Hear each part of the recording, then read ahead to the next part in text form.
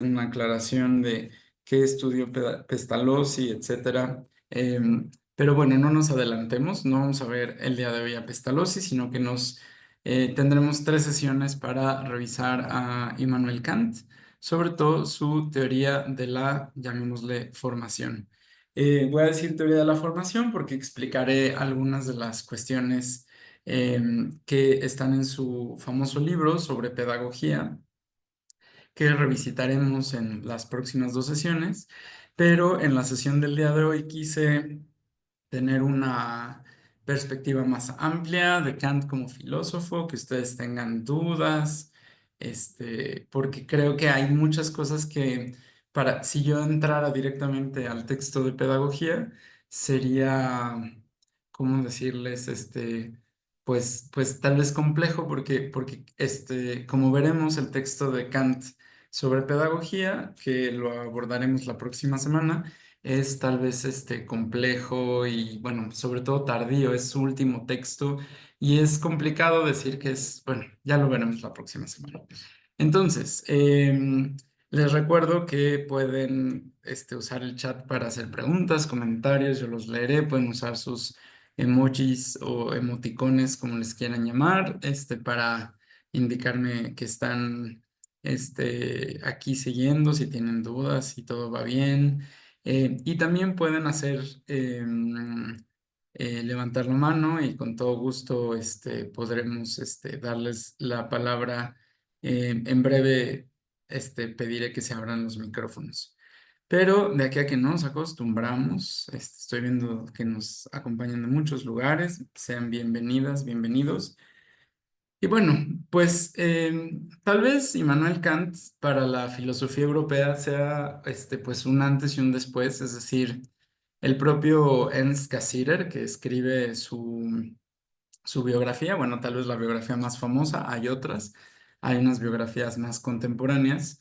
Ernst Cassirer va a decir que justamente si hiciéramos una historia de la filosofía, él no dice europea, pero lo digo yo, este, habría como si fueran los filósofos, y yo agrego las filósofas, unas cadenas montañosas, como hay en todos nuestros países, me consta en Colombia.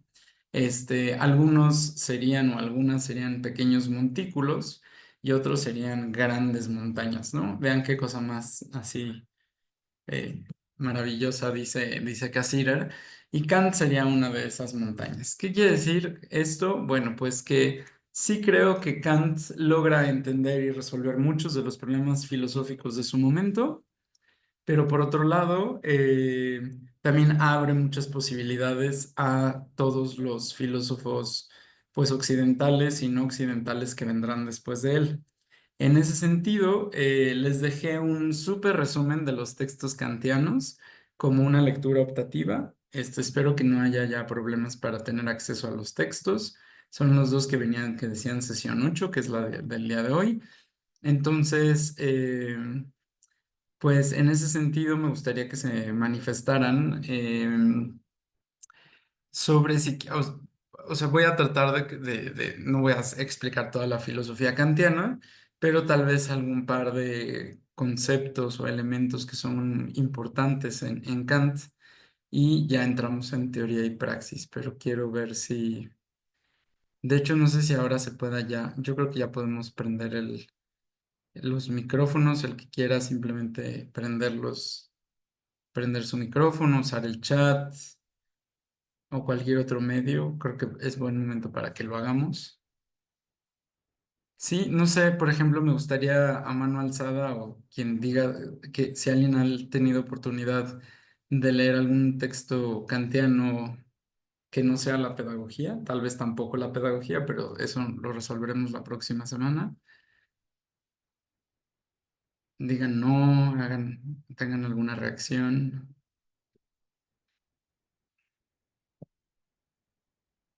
Sí, Felipe, adelante. Estimado doctor, buenas tardes. Gracias nuevamente por estar con nosotros en esta sesión. Y bueno, pues yo sí he leído algunos textos de Kant. Lo que sí me gustaría, si es posible, pudiera usted reflexionar es sobre este concepto que aparece en latín prácticamente al principio de la reflexión sobre su teoría y praxis, que esto está bien en la escuela, vale in tesi, pero no hipotesi. ¿Por qué se lo planteo? Porque pues es muy dado hoy en día. Ahorita estaba tratando incluso de recordar, ya no me dio tiempo de echarle un ojo, que incluso Platón hace referencia a algo al respecto, porque es muy propio, por ejemplo, decir hoy en día, pues son teorías, son ideales vacíos, pero carentes de sentido. No sé si esté fuertemente vinculado con la aparición del pragmatismo en el 19 o tiene tiene algún otro paralelismo en algún otro momento histórico. Bueno, gracias, es toda la inquietud. Gracias. Sí, gracias, Felipe. Pues ahora nada más les digo para los que se están conectando que ahora en unos breves minutos compartirán la conexión para registrar asistencia. Pero regresando a cosas más vinculadas a tu pregunta, Felipe. A ver, la cuestión es que la palabra tesis en griego es griega, de hecho, tiene varios significados, pero sobre todo tiene que ver con una postura. Entonces, la cuestión, incluso hasta el griego moderno, la palabra tesi quiere decir asiento, lugar, por ejemplo, en un teatro, en un espacio público. Y traigo a colación esta forma de entender la palabra tesis, en el sentido de que es como una metáfora de la postura que tomamos, pues digamos, a partir de nuestro criterio. Entonces, lo que ahora ya vamos a entrar directamente en materia con teoría y praxis, pero mi pregunta más bien era, y no sé si el resto de los colegas, a mí me parece que en los pregrados, en general no se hace una introducción propiamente a Kant porque, pues en general, los profesores del área de teoría no necesariamente han estudiado filosofía, pero bueno, eso se resuelve. Entonces, Felipe, te voy a pedir de favor que me tengas paciencia, pero si de aquí a unos 40 minutos no he empezado a contestar, entonces, pues me vuelves a preguntar. Pero bueno, a ver, voy a tratar de ser como lo más general posible. Si hay algo que la mayoría de la gente sabe, pues lo obviamos y nos vamos más rápido y llegamos a teoría y praxis. A ver, la cuestión es la siguiente. Kant, pues, tuvo una educación propiamente lo que se le llama pietista, que era un grupo, digamos, dentro de los grupos protestantes cristianos, pues, digamos, muy, digamos, no es cerrados, pero muy abocados hacia el deber ser, hacia el vigilar las propias, las propias costumbres, las propias formas de controlar absolutamente todo, en fin, o sea, se han hecho estudios sobre la familia a la que perteneció Kant. Otra cosa que no se ha dicho es que él nació, vivió, nunca salió y luego murió en Königsberg. Esta ciudad hoy en día se les voy a escribir en el chat.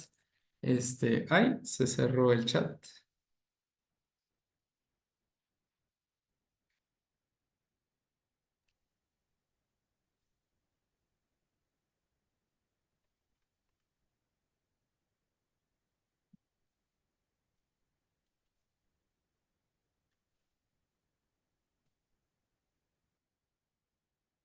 Ahí está, perdón, tuve una cosa muy extraña que apreté una tecla que no sabía, pero ahora les digo, estaba por escribirles el nombre. Sí, no sé exactamente qué teclado, qué teclas apreté. Königsberg. Sí, el día de hoy esa ciudad, justo la que está arriba de la lista de asistencia general, Es un puerto que el día de hoy pertenece a Rusia y se llama Kaliningrado. Sí, entonces es una pequeña ciudad portuaria hasta el día de hoy, en donde Kant nunca salió. Esto se hizo súper famoso. Kant, pues nunca se casó, nunca tuvo, digamos, una familia.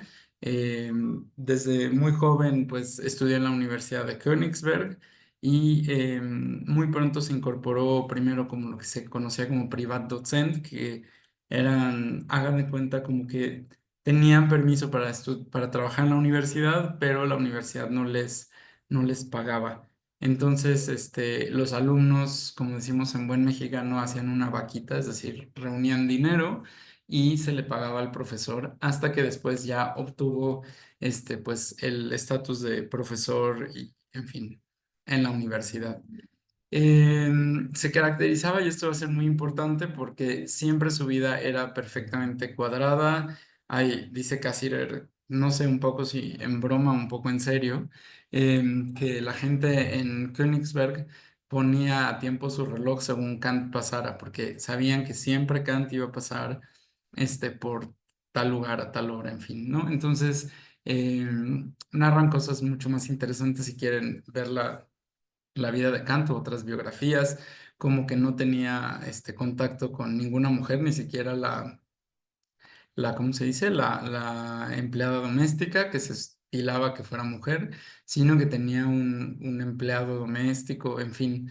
Este, Hay una biografía relativamente, bueno, de finales del siglo pasado, que habla sobre el Kant después de las 5 de la tarde, donde, bueno, evidentemente nos cuenta otra historia. Pero ¿para qué les traigo todo esto? Bueno, la biografía kantiana nos hace ver que era así como, digamos, se estilaba en ese momento. Había como varios tipos de escritura filosófica. Tal vez había, bueno, pequeños ensayos, pequeñas digresiones, pero se pondrá de moda lo que para ese momento se llama, o se va a llamar, las críticas. ¿Qué es una crítica?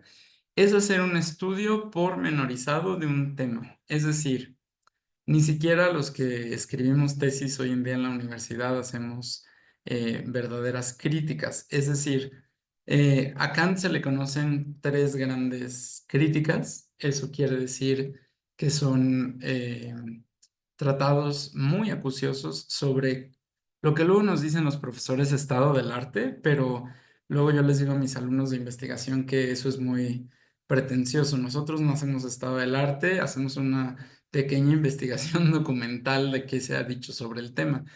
Lo que implica para Kant, o para la época de Kant, hacer una crítica es hacer, digamos, una exposición de temas, de todos los aspectos sobre un tema en general o sobre un área, y hacer como justamente esta labor crítica de la mente, de ir encontrando una postura propia, pero de manera cabal sobre, y bueno, las tres críticas. La primera, que se llama la crítica de la razón pura, que en el que hará toda una crítica a la epistemología de su época, es decir, a la teoría del conocimiento, y tiene que ver con lo que me preguntaba Felipe, ahora verán por qué. Años más tarde hará la crítica de la razón pura, que pues básicamente es lo que hoy en día entenderíamos por una ética, pero en el caso de Kant, la idea es que la mente humana tiene enormes facultades, y con esa teorizamos, pero también la propia mente humana, o como se le traduce para la época, el entendimiento, este, el entendimiento lo que hace es que a veces se equivoca. Y Kant, en la crítica de la razón pura, va a ir dando cuenta de cómo a veces, por ejemplo, hay preguntas que no están dentro de los límites de la mera razón. Y esto es muy importante, esta frase kantiana: los límites de la mera razón. Es decir, nuestra enorme potencia que es la mente, y sí, si alguien estaba adivinando, la mente o el entendimiento o la razón, para ser más exactos con, bueno, por lo menos con las traducciones que tenemos al español, la razón tiene unos límites y a veces actuamos como si esa razón no los tuviera. Esto no solo le estoy contestando a Felipe, estoy tratando de que estamos como emparejando el terreno para que podamos entrar a teoría y praxis y las próximas semanas a la pedagogía. Sí, porque vamos a ver dónde está eso, ¿no? Pero entonces, la razón es una capacidad que tiene el ser humano, pero esa capacidad tiene que ser, digamos, ajustada, tiene que ser purificada, si se permite el uso de esa palabra. Por eso la crítica de la razón pura. Es decir, la crítica de la razón pura es un estudio pormenorizado de todas las cuestiones, problemas que tiene el uso y los límites, como él dice en sus dos introducciones, a los límites que tiene esa razón. Entonces, lo más racional es entender dónde están esos límites, que sí podemos contestar con la razón y que no. Y da algunos ejemplos muy famosos. Uno de esos es si somos libres, por ejemplo, no podemos contestar eso con la razón. O, por ejemplo, algo muy interesante es si Dios existe. Es decir, como nosotros no tenemos esa posibilidad de comprobarlo en esta realidad, en este mundo de cosas, ¿no? De nuestros sentidos y cómo nosotros nos aproximamos a los sentidos, pues entonces es una pregunta en donde, como dice Kant, será una paloma que se pierde, se va muy lejos, se va más allá de los límites de la mera razón y se queda perdida durante siglos, ¿no? Entonces, ahí hay una crítica a los medievales en el sentido de que trataban de responder cosas que no se pueden responder, ¿no? Entonces, bueno, eh, y hace la crítica a la razón pura, y entonces una vez que la razón se ha aclarado o purificado o encuentra sus límites y alcances, podemos aplicarlo a lo que Kant llama las costumbres, ¿sí? De hecho, parece ser que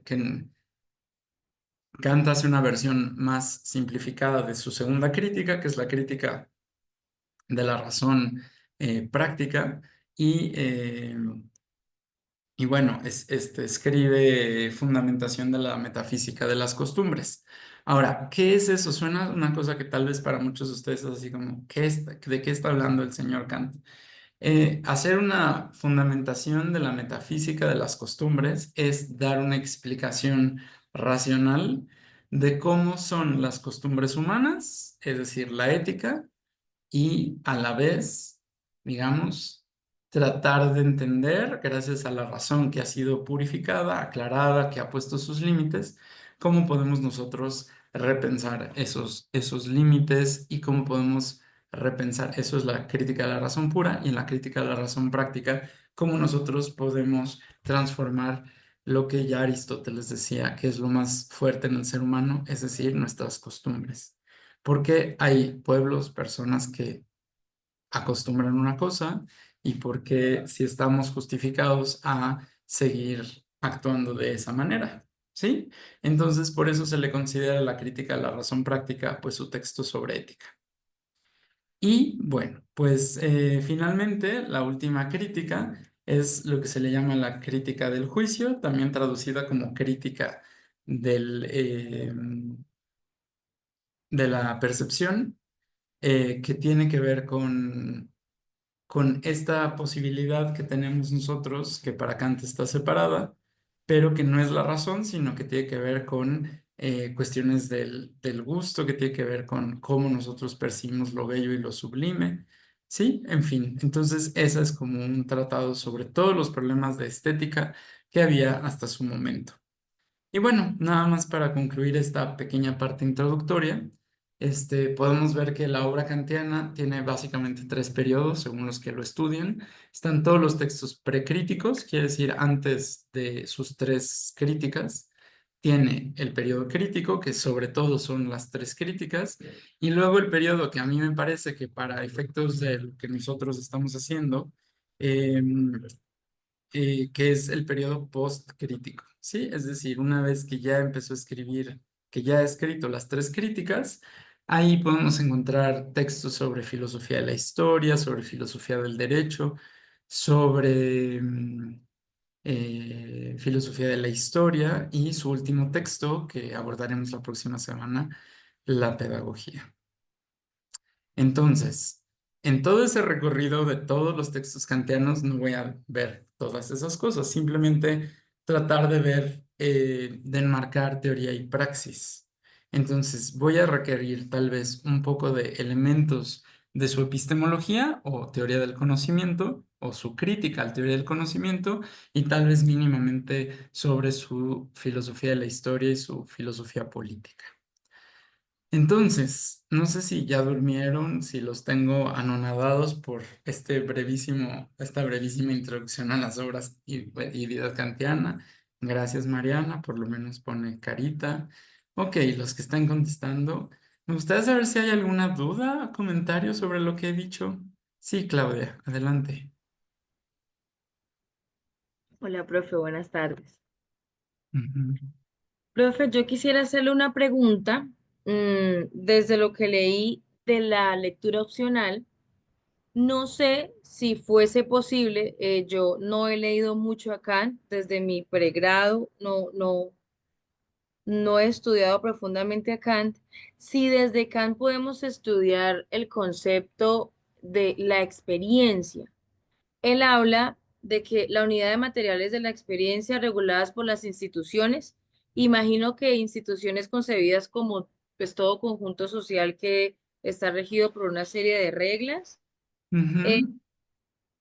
esas conjuntos de experiencias reguladas por instituciones les llama fenómeno, pero también más adelante habla del fenómeno que dice que es lo que se manifiesta, nuestras intuiciones sensibles, nuestra experiencia de los objetos.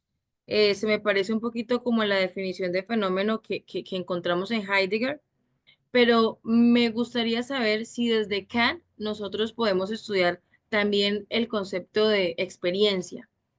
Sí, sí, Claudia. Ahora lo explico. Voy a escuchar lo que dice Mariana, voy a leer lo que dice Gloria Isabel en el chat y voy a tratar de juntar las respuestas. Pero la respuesta corta es sí. Tiene Ah, todo que listo. ver. Todo que ver. Sí, Mariana. Buenas tardes, profesor Renato. En el texto de teoría y praxis tengo una inquietud y es en un apartado en el cual se menciona que una práctica calculada sobre un resultado probable según la experiencia sucedida hasta ahora resulta autorizada a dominar la teoría subsistente por sí misma. En este caso, ¿podría brindarme un poco más de claridad frente a ello? Sí, todo esto, Mariana, qué buena es tu pregunta, pero yo lo que les quiero dotar es que yo sabía que no cualquier profesor les deja leer teoría y praxis, pero yo dije, van a ver la próxima semana, esto sirve de comercial. Pero de una vez les adelanto, en el sentido de que cuando Kant dice que la pedagogía es la teoría del fenómeno educativo, si no abordamos este texto de teoría y praxis, queda como cualquier cosa. Entonces, Mariana, te pido nada más de favor que me esperes, voy a darles como más elementos filosóficos para que esa pregunta que tú haces tenga todavía más sentido. ¿Sí? Lo apunto, si alguien considera que no le estoy contestando, pues me dice. Claramente yo estoy, según yo estoy contestándole a todos, incluido a Felipe, a quien agradezco que nos haya enviado la película de Kant. Pero bueno, leo lo de Gloria Isabel, dice, me gustaría saber por qué costumbre y ética se usan como sinónimos. Esta pregunta, como no la voy a abordar directamente con teoría y praxis, la voy a contestar inmediatamente. La cuestión es que Gloria Isabel y todos los demás, la distinción que hacemos entre ética y moral es una cosa que es, digamos, posterior a Kant, es del siglo XIX para acá. Pero entonces nuestra hermosa palabra ética se decía en griego ethos. Ajá, ahora no estoy transliterando el griego porque no tengo ahora el teclado en griego, pero que desde tiempos arcaicos quiere decir costumbre, ¿sí? Este, ok, entonces, ahora por favor, lo que les están pidiendo que hagan, no lo hagan porque estoy usando el chat para ubicar conceptos. Entonces, la cuestión es que nuestra palabra ética viene de ethos, que quiere decir costumbre, ¿sí? Es lo que las personas acostumbran a hacer. Yo sé que la pregunta es de Gloria Isabel, pero para mí es fundamental que esto se quede súper claro porque Evidentemente, la pedagogía kantiana tiene que ver con las costumbres, ¿sí? A eso voy. Pero la traducción de la palabra ethos al latín, digamos, del griego al latín, quedó como moris, ajá, de donde viene nuestra palabra moral. Ujú. Entonces, la cuestión es que para Kant, ética y moral es lo mismo, ¿sí? Sí, Nayara me hace otra pregunta, pero ahora la contesto. Pero entonces, Gloria Isabel, a ver, la cuestión es que lo que estudia la ética, o lo que llamaríamos hoy en día la ética, es lo que los pueblos acostumbran, ¿sí? Es decir, no sé, ustedes tal vez un poco, voy a verme muy folclórico, pero los mexicanos acostumbramos comer mucho picante. Es una costumbre, ¿sí? Es decir, a muchos de nosotros, incluso cuando vamos a países como Colombia, su ají no nos es suficiente. Tengo que serle sincero. Pero otra vez, la cuestión es que en esa costumbre que tenemos, eso en griego es ethos, eso en latín es mos, ¿sí? Es una costumbre, es algo que se repite. Entonces, la cuestión es que la ética como rama de la filosofía, lo que estudia es lo que acostumbran los diferentes pueblos. Si alguna vez escucharon que la ética estudia el bien y el mal, están muy equivocados. Lo que se estudia es cómo una sociedad comprende en un momento dado algo que es aceptable y no aceptable, y ese pueblo lo denomina bien y mal. Pero sí, sí soy claro en lo que estoy diciendo. Gloria Isabel hace así, manita. Bueno, entonces, por eso el estudio de las costumbres, ¿sí? Y si se pueden transformar o no, Aristóteles dice que es lo más fuerte que hay en el ser humano. O sea, figúrense. Lo más fuerte que hay en el ser humano es la costumbre, dice Aristóteles, ethos, ¿sí? Preguntan a Yara si para Rousseau la sociedad corrompe al hombre. ¿Qué es lo que sería el hombre para Kant? Uy, Nayara, no sé si tengan de aquí hasta las 10 de la noche. No, no es verdad, es broma, pero la verdad es que hay 4 grandes preguntas kantianas y hay solo 3 críticas y van coincidiendo así. Gran pregunta kantiana, gran crítica kantiana, segunda pregunta kantiana, segunda crítica, tercera, y la famosa cuarta pregunta es ¿qué es el hombre? Y la gran pregunta es, ¿Kant responde a esa pregunta? Hay quienes han dicho, y yo soy de ese parecer, que toda su obra poscrítica es una respuesta a qué es el hombre en Kant. Así de sencilla y a la vez difícil la respuesta que tengo para ti, Nayara. Espero haber contestado. Es decir, no es sencillo, no hay como en Rousseau, en donde el Emilio esto y entonces no sé, en el contrato social esto y entonces por eso hay que hacer esto, pero hay quienes dicen que la pregunta kantiana sigue abierta. Entonces, es una cosa apasionante. O sea, intuiste muy bien que la cuarta pregunta kantiana no está. Ah, porque además era tan obsesivo como buen alemán, pietista, que dice: mi programa de filosofía de aquí a que me muera son estas 4 preguntas. Y las va contestando en ese orden. Son cosas que para nosotros los latinoamericanos no tienen tanto sentido, pero bueno. Entonces, lo que voy a hacer es que voy a dotarles a partir de lo que me han pedido Mariana, Claudia y el propio Felipe, y si quieren agregar más preguntas, yo lo que voy a tratar de hacer, ajá, a ver, yo lo que voy a tratar de hacer es darle los elementos para que podamos entonces zambullirnos a teoría y praxis, ¿sí? Me pregunta Aldis, acaba de decir que según Aristóteles la costumbre es lo más, dije fuerte, no lo más grande, lo más fuerte, ¿sí? Lo más fuerte que tiene el hombre, o sea, lo que le es más difícil transformar. Y él lo hace a partir de ver este proyecto hermoso aristotélico que tiene que ver con ver cómo cada pueblo griego se sobreentiende, porque para Aristóteles los que no eran griegos no valían la pena ser estudiados. Yo discrepo, por supuesto, con Aristóteles, pero dentro de los griegos, o la Hélade, que era como las diferentes costumbres, eh, ¿qué era la gran pregunta aristotélica? Es qué hace que los de tal pueblo hagan tal cosa y los de tal ciudad hagan tal cosa y los de otra ciudad hagan otra. Esa es la pregunta, Aldis. ¿sí? Es decir, ¿por qué por ejemplo, en Mileto o en las ciudades de la costa jonia, las mujeres tenían mayor libertad en el sentido de que podían ser maestras de retórica, como la famosísima Aspasia de Mileto o la propia Safo de Lesbos, ¿no? Que están en la costa jónica, es decir, lo que hoy en día es Turquía. ¿Sí? ¿Y por qué las mujeres atenienses no salían de su casa, ¿no? Eso es una costumbre, o sea, ¿por qué? Y la pregunta se vuelve sumamente interesante. ¿Por qué hay unas costumbres que dice el propio Aristóteles que se vuelven incluso una segunda naturaleza?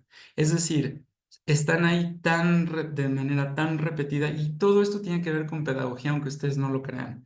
O sea, porque obviamente Kant ha leído a Aristóteles, ¿no? Y tiene una respuesta a Aristóteles, pero estamos tan acostumbrados a lo mismo que creemos que es natural.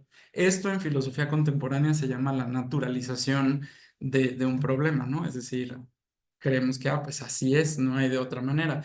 Pero cuando tú ves que en otros pueblos, en otras tradiciones, en otros momentos históricos, el ser humano ha sido diferente y se ha dado, pues, tiene otras costumbres, entonces, acuérdense que para Aristóteles y para incluso la teoría del derecho contemporáneo, la fuente principal del derecho, de las leyes, son las costumbres. Bueno, Aldis, espero haber podido contestar. Voy a ir viendo, ya saben, yo voy viendo cómo integro sus preguntas. Espero hacerlo lo mejor posible, pero ahí vamos. ¿Listos? Músculo filosófico con todo. ¿Vamos? Bueno, entonces, la cuestión es que voy a partir de las preguntas de Mariana y de Claudia y las voy a entretejer con lo que ha preguntado Felipe y iremos viendo cómo nos dan. A ver. Para Kant empieza por la epistemología, es decir, la teoría del conocimiento, es decir, preguntarnos por cómo sé algo, es decir, cómo yo, individuo o sociedad, pero Kant lo centra en el individuo, yo puedo decir que yo sé o conozco algo. ¿Sí? Entonces, lo que está diciendo Kant es que para el momento en que Kant escribe su crítica, había como dos posturas, básicamente, y las voy a súper resumir.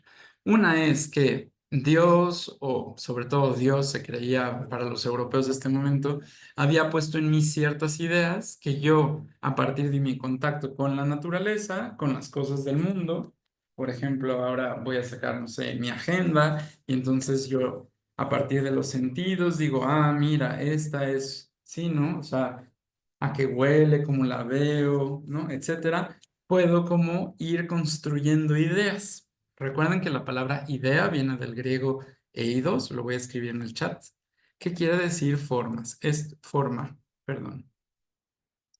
¿Sí?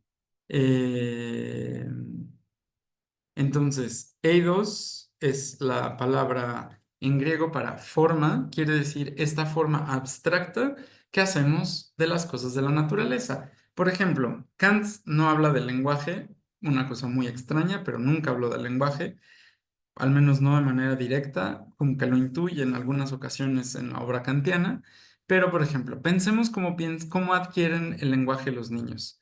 Es decir, hay categorías del mundo, es decir, de pronto alguien dice, voy a hablar en mexicano, les recuerdo que si hablo demasiado mexicano no me entienden, me piden aclaración y con gusto lo haré. Pero, haz de cuenta, un niño mexicano, de aproximadamente un año y medio, año, 2 meses, 3 meses, depende del niño, la niña, de repente dice, va, va, ¿no? Y entonces los adultos le confirmamos que cuando ve un objeto del mundo que dice guagua, nosotros le decimos, sí, es un guagua. Bueno, así decimos los mexicanos. Si ustedes dicen diferente o parecido, pero creo que es muy humano, ¿no? Aunque hay también estudios antropológicos que esto no necesariamente es así en todos los pueblos, pero bueno. En términos generales, para la teoría kantiana, etcétera, y para las lenguas europeas, parece que funciona así. Entonces, pero de pronto el niño, la niña ve un gato y dice, guau, guau. Y nosotros la corregimos y decimos, no, no es guagua, es un miau, ¿no? Y poco a poco va tratando de acomodar y de poner, digamos, categorías o pequeñas etiquetas hacia el mundo. Entonces vamos distinguiendo después que guagua en castellano es perro y que miau es gato, y entonces que a pesar de que se parezcan, vamos identificando esas cosas con en el mundo. Pero bueno, esos se les llama, digamos, los idealistas. Hay una idea que ya tenemos nosotros en el alma, si se quiere, que nos permite a nosotros empezar a hacer, o sea, de ideas básicas que nos permiten, digamos, ir construyendo diferentes cuestiones del mundo en el que vivimos. Y había otra postura que, que decía que no, que más bien éramos una tabula rasa, como dice Aristóteles, guau guau en colombiano, pues sí, etcétera. Muy bien, gracias Diana. Sí, pero entonces la cuestión es que la idea que yo tengo, sí, se va ajustando, pero la gran pregunta, hasta antes de Kant, es ¿qué pasa si en realidad nosotros venimos de cero? ¿Sí? De hecho, para los que quieran profundizar, pueden buscar el famoso problema de Molinaux. Ajá, que ahí les va. Es un problema, pues es un ejercicio mental, que es, imagínense que hay una persona ciega de nacimiento. Es un ejercicio mental, quiere decir que no lo podríamos hacer, o bueno, por lo menos es, nada más nos da como argumentos filosóficos. Hay un ciego de nacimiento y a unos metros, esto es muy importante, hay tres figuras, un cono, ¿sí? En tres dimensiones, una esfera y un cubo, ¿sí? Están puestas sobre una mesa. La persona, por acto divino, acto de magia, lo que ustedes quieran, recupera la vista en ese momento. Abre los ojos. La gran pregunta de Molino, que no ha sido contestada hasta el día de hoy porque no tiene respuesta, es, ¿el ciego podría identificar sin tocar sí, el cono, la esfera y el cubo? Ya sé que no tiene respuesta, pero ¿alguien quiere atreverse a decir algo sobre esto? Tendrían que decir sí, no y por qué. Me bastará con que dos personas prendan el micrófono, escriban en el chat sobre el problema de Molino.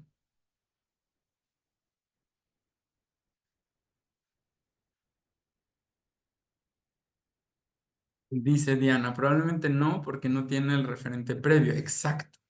Eso, a ver a quién le estoy contestando, guiño, guiño, en mi Zoom está aquí, a mi izquierda. Esa es la experiencia. Es decir, no ha tenido la experiencia con la vista de poder relacionar tacto con vista. Gracias, Diana. Pero otros podrían decir que sí, ¿no? Eso se le llamaría un empirista, ¿sí? Un empirista, que viene de la empiría, que quiere decir lo que nos rodea, es lo que también se conocerá como la experiencia. Exactamente, Martín, pero se los puse en latín en el chat, porque ex, lo que está afuera, peri, lo que está alrededor de mí, y entia es el plural de los entes, las cosas que están afuera de mí y a mi alrededor. Eso es experiencia, o sea, experiencia. ¿Sí? Entonces, claramente. Bueno, como les dije, gracias a Diana, gracias Martín. La idea es que esto era un problema porque decían, bueno, es que eso nos obliga, como un tal René Descartes, a decir, bueno, o sea, Dios puso la idea de él en mí y entonces a partir como de ideas básicas yo construyo. Y bueno, se hacía todo un relajo. Ahí les va la teoría kantiana. Fíjense lo que está diciendo Kant. Entonces, voy a hacer un esquema, nunca había hecho un esquema de esta naturaleza en el chat de Zoom, pero ahí lo tiene. ¿Sí? Es decir, lo que escribí en el chat para los que lo están viendo grabado es que hay un objeto, ¿sí?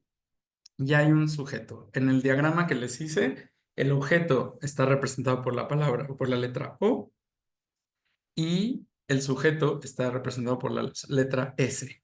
Entonces, el sujeto, ¿sí? O si quieren se los pongo al revés porque creo que va a ser más fácil. Al sujeto le advienen las características del objeto. ¿Qué quiere decir? Hay un objeto, por decir algo, mi vaso, ¿sí? Y entonces yo lo que hago hay unas cualidades en el vaso que a mí me permiten aproximarme a ese objeto, que puede ser con la vista, puedo ver la negridad de mi vaso, porque si ven que esto es negro, ¿verdad? Entonces, la textura de este vaso, sí, el olor, etcétera. Entonces, hacer un estudio de eso que me puede dar información de ese objeto es lo que llamamos conocimiento o experiencia. Exactamente, Martín. A partir de los sentidos, puedo obtener experiencias del mundo. ¿Vamos bien? ¿Sí? ¿Reacciones? Qué pena, ¿Sí? prendo el micrófono, no sé si Perdón, a ver, voy a eh, subir el volumen. Sí, otra vez, me Martín, ¿sí? escuchan. Ya te escucho. Sí, que esto me lleva a una situación, pues yo soy profesor de inglés y uno de los elementos más particulares es que muchas veces uno habla de la contextualización para no estar cayendo a la traducción, ¿cierto? Entonces uno da características o uno actúa y lo más particular es que muchas veces el estudiante hoy en día, pues muy diferente a otros contextos, eh, se ve como muy limitado a justamente a deducir por imágenes, por actuación. Muchas veces se queda en lo más simple, pero no trasciende la imagen o la actuación. Entonces yo decía, ve, esto parece como que hemos perdido esa capacidad en la actuación o, pues de deducir a partir de las imágenes o de los elementos que se ven en el contexto. No sé si será en alguna manera que el exceso de de los celulares nos esté limitando también esa capacidad de la imaginación para ir más allá y conectar con la imagen o la actuación con conceptos o experiencias previas. Estoy completamente de acuerdo, Martín, pero a lo que tú me estás diciendo es una cosa que ya está desde Platón, este, o sea, por ejemplo, que lo que pasaba con la escritura es que nos iba a hacer menos hábiles para recordar. Entonces, lo que pasaba es que la memoria se iba a atrofiar si todo lo tenemos por escrito. O sea, Platón, me imagino que pues, ¿qué diría de nuestros celulares? Ya no podemos, no nos acordamos de de los números, que marcamos porque nunca los digitamos. En fin, o sea, indistintamente de lo que se está discutiendo en este momento, yo estoy convencido de que cuando algo no entrenamos o no ejercitamos, pues se echa a perder y esa capacidad crítica, esa capacidad de poder leer, de manera lenta, textos largos, en fin, se está trastocando, pero quiero regresar, a tratar como de ver dónde está la postura kantiana. O sea, la postura kantiana está debatiendo si hay ideas previas que ya venían, digamos, si fuéramos, usamos la metáfora de una computadora, si ya venimos cargados con ciertos programas, aunque no tengamos un solo archivo, digamos, propiamente, o si realmente no hay nada y todo depende de la experiencia, como decía Aristóteles, es decir, una tabula rasa. Lo que pasa es que los antiguos griegos y romanos acostumbraban tener una especie como de tablilla de encino al que le ponían una capa de cera y después con un stylus, en latín, ¿cómo se llama? Un estilete, creo que se traduce, iban marcando en la cera. Entonces, cuando Aristóteles dice tabula rasa, está la tabla de encino con la cobertura de cera de abeja y es decir, ahí no hay nada escrito. De ahí viene nuestra famosa frase tabula rasa. Es decir, una tabla que no obviamente es la traducción al latín de un término de Aristóteles. Es decir, somos una tabula rasa, somos una computadora donde no viene absolutamente nada. Y entonces, ¿cómo yo puedo empezar a conocer el mundo? Pero por otro lado, ¿cómo sabemos que hay unas ideas que vinieron en mí?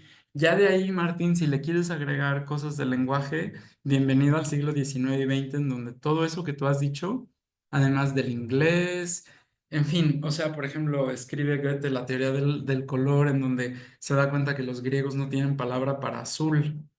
A ver, los griegos no veían azul. Entonces, ¿qué necesitamos? ¿Los ojos para ver el azul o necesitamos la categoría azul para ver el azul? ¿Todos me siguen? No se me ha olvidado, Claudia, que estamos ahí. O sea, pero esa pregunta no es una pregunta kantiana. Pero ahora sí te contesto, Claudia, todos los filósofos europeos le van a contestar de alguna manera u otra a Kant. Entonces, muchas de las cosas de Heidegger están en Kant o son una crítica total o parcial a lo que dijo Kant, etcétera, ¿no? Sí, exactamente. Platón lo dijo en el libro séptimo. De ahí dice Diana lo que menciona el texto de que se espera que exista un intermediario mediador entre la teoría y la práctica. A eso voy, Diana. Me estás adelantando, pero me parece muy bien, igual que Mariana y que Claudia. Dice la crítica a la razón pura, entonces, pregunta Nayara, se sintetiza por la Ajá, traducción del portugués, la unión sujeto y objeto para comprender la realidad, ahí voy. Entonces, aprovechando en la pregunta de Nayara, voy a ver, dice Claudia, es decir, que la experiencia es como la relación que existe entre el sujeto y el objeto al cual permite el conocimiento del mundo. Se me están adelantando, entonces mejor vamos directo a la cuestión. Lo que dice Kant es que tanto idealistas como empiristas, es decir, tanto una postura como la otra, tienen razón.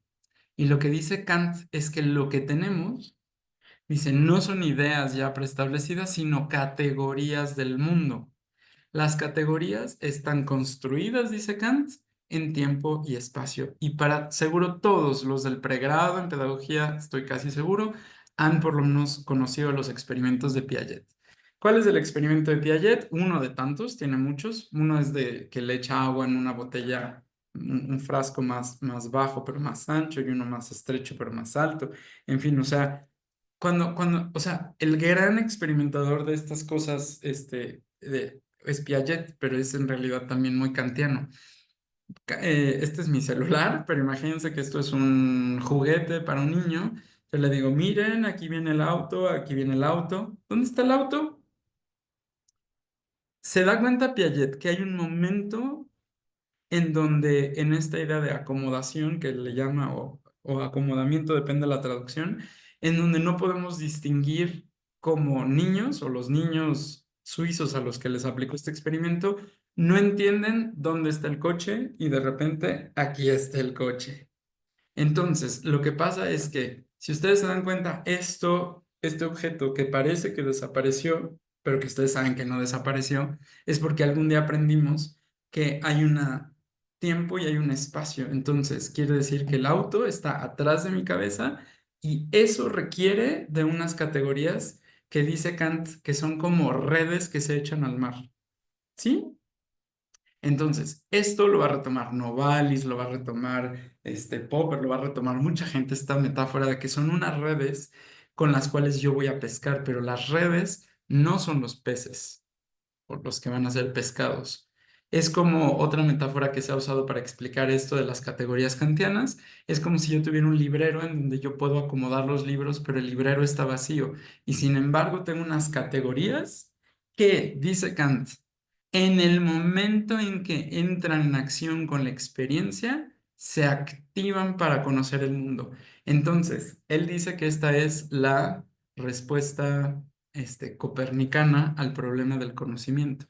Lo que nos está diciendo Kant es que los dos tienen razón en el sentido de que si hay algo previo, pero ese previo es una estructura cognitiva del mundo en tiempo y en espacio a partir de unas categorías y es pues casi las primeras 70 hojas, no menos como las primeras 60 hojas de la crítica de la razón pura. Es decir, tratar de explicar cómo funcionan esas categorías que no haré en este momento. Entonces, en ese sentido, contestándole a todos los que han hecho uso del chat, es que él voltea la ecuación medieval y lo que pasa es que a partir de este momento, espero que les gusten mis hermosos esquemas del chat, es que la S de sujeto impone esas categorías en el objeto que está con la letra O. ¿Se entiende lo que estoy diciendo? Es cambiar radicalmente la forma en la que entendemos el conocimiento. Es decir, lo que Kant dice es que tenemos con esta razón limitada perder la idea de objetividad. Nuestros colegas periodistas a veces quieren ser objetivos. Los de filosofía, pedagogía, sabemos que ser objetivo desde Kant ya no es posible. Dice John, si se me pasó por alto, perdón, en este sentido había relación entre experiencia con percepción. Sí, sí, sí, pero te contesto como le contesté a Martín. A ver, John, yo te pregunto, si los griegos, como identificó Goethe, si les dije Humboldt, me equivoqué, es Goethe el que hace el texto. Siempre me puede pasar, ¿eh? Y verifiquen todo lo que digo. A mí no me crean nada, pero soy humano y me equivoco. Pero Goethe, ¿sí? Ajá.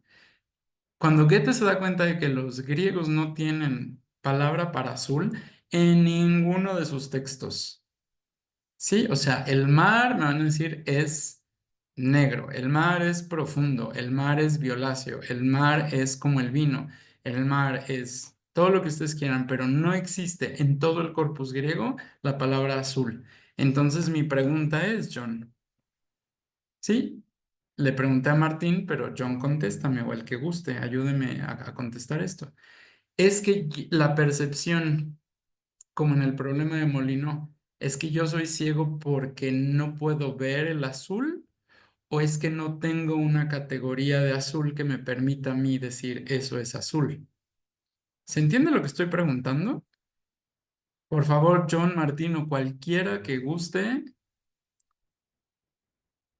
¿Se entiende? O sea, la cuestión es que Kant lo que está diciendo es que no es que tengamos el problema de la percepción, se teoriza. Ajá, bueno, gracias a todos los que me están contestando que se entiende, ¿sí? Entonces, la cuestión no es que yo no sea físicamente capaz de no ver el azul, y perdón, pero les tengo que compartir la hermosa vista de aquí desde la Universidad Nacional Autónoma de México que me prestaron un salón. Están las jacarandas en flor, etcétera, pero yo estoy señalando para allá porque vean ese cielo azul. Ahora, sí, claro, bueno, no cualquiera tiene esta vista, pero la cuestión es, los griegos no podían ver el azul, pero no era porque fueran ciegos o porque fueran daltónicos, sino que la cuestión es que no tenían el concepto, la categoría de azul para poder ver eso en el mundo. Dice Claudia, dice Diana, dice, pero ahí entra también la cultura como un ejemplo que puede repetir. Ay, hacia allá vamos, hacia pedagogía, ¿sí? Claudia dice, es decir, que la percepción depende también de las categorías que han tejido esas redes que me permiten reconocer el mundo. Correcto, Claudia, esa es la postura kantiana. Entonces, fíjense, el objeto no lo voy a poder hacer aquí tan hermosamente, pero ahí les va mi mejor intento. Ajá. Eso que ustedes ven que es una O que la quise tachar, es que dice Kant. eh, Ahora voy con lo del Polo Norte, Martín, pero el objeto dice acceso directo al objeto, dice Kant. Sí, al objeto, esto que Kant llama la cosa en sí, el objeto en sí mismo, Kant lo usa un término filosófico que se llama el noúmeno. Es decir, no tenemos acceso al noúmeno o cosa en sí. Es decir, cuando de repente dices, bueno, es que el azul en sí, tú dices, ¿qué es eso? A ver, explícame qué es eso. O sea, el noúmeno, o sea, el Profe, noúmeno. Sí. o cuando nosotros creemos, pues eso pasa como en general con todas las categorías, o sea, nos pasa a nosotros con todas las categorías del mundo de la vida y creo que la categoría del amor es un buen ejemplo. Todo el mundo cree saber qué es amor y cuando alguien te expresa algo, se siente con legitimidad de decirle al otro, eso no es amor. Es que eso no, esa relación de usted, eso no es amor, como si hubiese alguien que tuviera en sí la definición de lo que es amor para poder juzgar lo que no es amor. Claro, es que es súper interesante, pero bueno, el amor dirías, bueno, es una cuestión subjetiva, pero yo te estoy diciendo que entonces Kant lleva esto al extremo, es decir, ni el blanco como decía Martín, ¿no? O sea, los inuit, que son los mal llamados esquimales, que ahora les quieren comprar su tierra, el presidente de los Estados Unidos, que tienen, para ellos no hay matices de blanco, sino que son, creo que 7, 9, no me acuerdo cuántos colores que son distintos. Entonces, claro, o sea, pero les dije, Kant no habla del lenguaje, pero venga del siglo XIX y XX, venga, todo lo que tiene que ver con la cuestión del lenguaje, de la cultura, etc. Entonces, dice Claudia, es decir, entonces que el objeto depende de la subjetividad del sujeto. Bueno, eso es un poco pleonástico, pero tienes razón. Una subjetividad que se construye a partir de la experiencia con y de los otros. Kant no llega tan lejos. Bueno, sí, por lo que les expliqué del guau guau miau miau. Es decir, claramente alguien a mí alguna vez me dijo, eso es azul, y yo puedo relacionar las palabras con las cosas, como dice Foucault. Sí, o como va a decir todos los del siglo XIX y XX. Estamos a un paso, pero para mí usar lenguaje y ese tipo de cosas me es mucho más fácil para que quede claro lo de la subjetividad. Pero entonces, voy a parafrasear o decir de otra manera lo que Claudia dice. Entonces, lo que nosotros hacemos cuando voltea el sistema kantiano, que ya se perdió mi hermoso esquema de que el sujeto impone sus categorías en el mundo, que claramente son construidas desde la subjetividad, desde su propia experiencia. Acuérdense, si son esas redes que se lanzan al mar, eso son las categorías que van construyendo esas ideas, ¿no? Ahora vamos, dice Martín, esto nos lleva a pensar que todo concepto tiene unos cambios desde las experiencias, desde las vivencias que cambian toda percepción, pero no toda percepción, Martín. Esa es la cuestión, porque hay categorías que ya están incorporadas en el lenguaje. Perdón, aquí no estoy siendo kantiano, estoy siendo post-kantiano, si se me permite, pero es decir, es muy difícil que logremos transformar la idea de azul que tenemos. Me van a decir, bueno, pero si hay azul claro, azul no sé qué. Sí, pero parece ser, y la gran pregunta que se hace, por ejemplo, Benveniste, que es un gran lingüista, y el joven Derrida, es si en realidad nosotros podemos percibir el mundo más allá del lenguaje. Y ahí les dejo la pregunta, pero no es una cuestión kantiana. A Felipe le parece que el concepto de amor, que la categoría existe. Con Kant las categorías se basan en una clasificación de diversos juicios. Exacto. Felipe, todo eso que tú dices, cantidad, cualidad, relación, modo, etcétera, pero todas, dice Kant, están construidas a partir del espacio y el tiempo. ¿Vamos bien? Entonces, la cuestión es ¿qué es la teoría en Kant? Ahora vamos hacia allá. Entonces, bueno, sí, porque ya son las 2:08. Entonces, pues en resumidísimas cuentas, eso es lo que quería ver con ustedes. Pero se me olvidaba algo que me preguntaba, me parece que Claudia Mariana, no recuerdo, pero no es tan importante, sino que esta idea del fenómeno. Y ya, para que estemos ya listos. Entonces, la cuestión es que lo que no es noúmeno, yo lo percibo como fenómeno.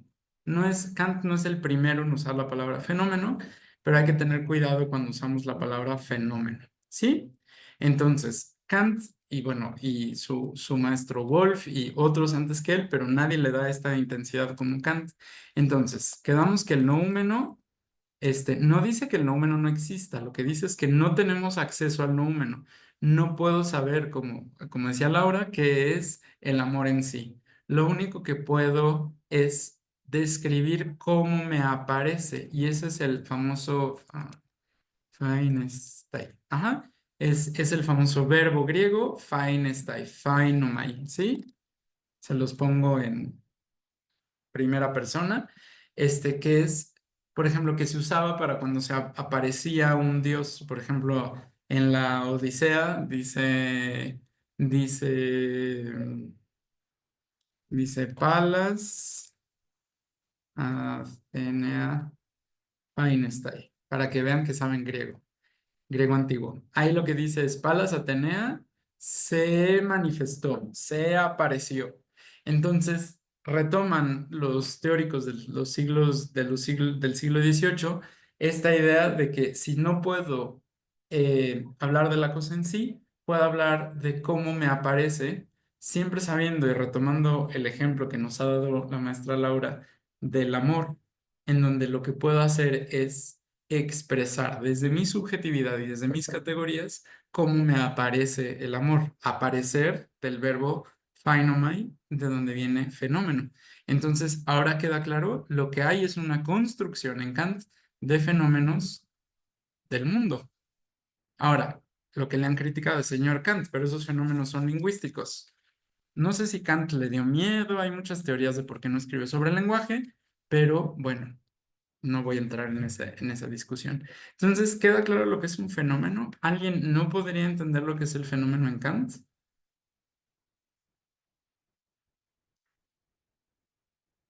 Bien, sí. Entonces, cuando decimos que que la formación, la educación es un fenómeno, ahora pueden entender por qué. Porque es algo que construimos. Es algo que nosotros podemos identificar y decir, ah, eso es formación. Pero la cuestión, lo importante es que no hay formación en sí.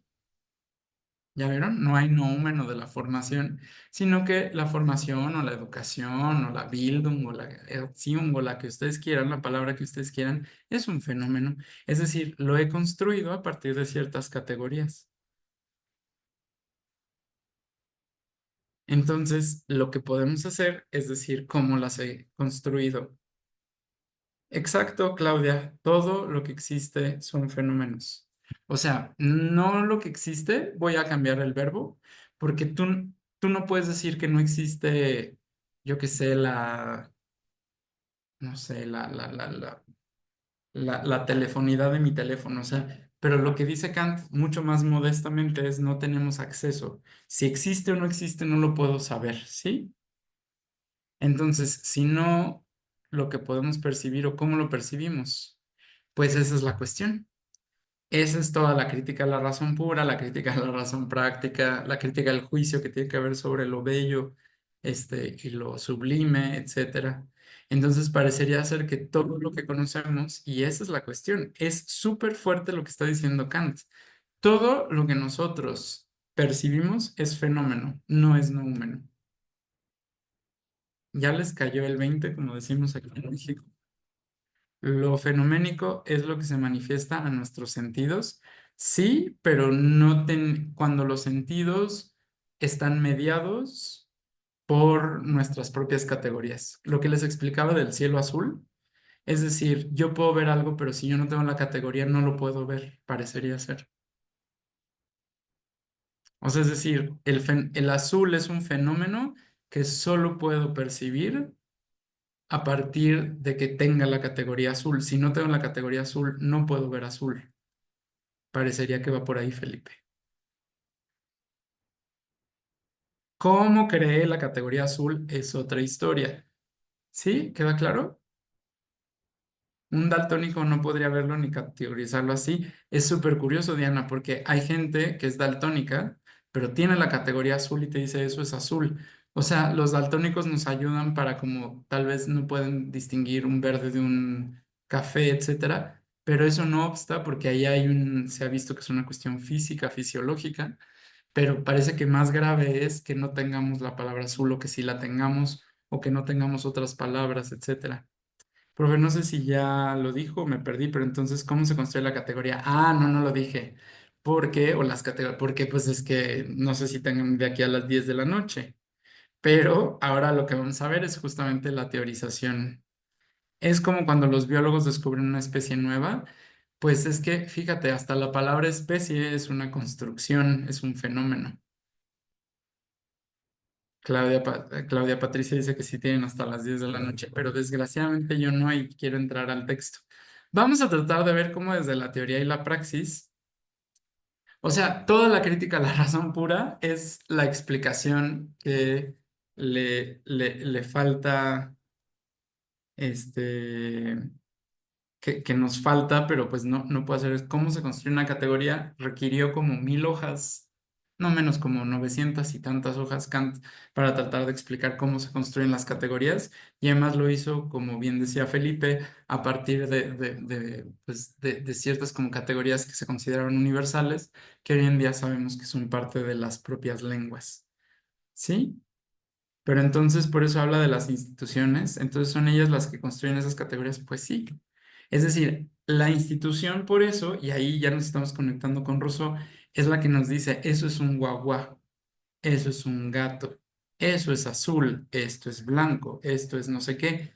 Y de pronto, cuando, como bien dice Nietzsche, cuando has incorporado ya a los 4 años el lenguaje, ya has incorporado una forma de ver el mundo.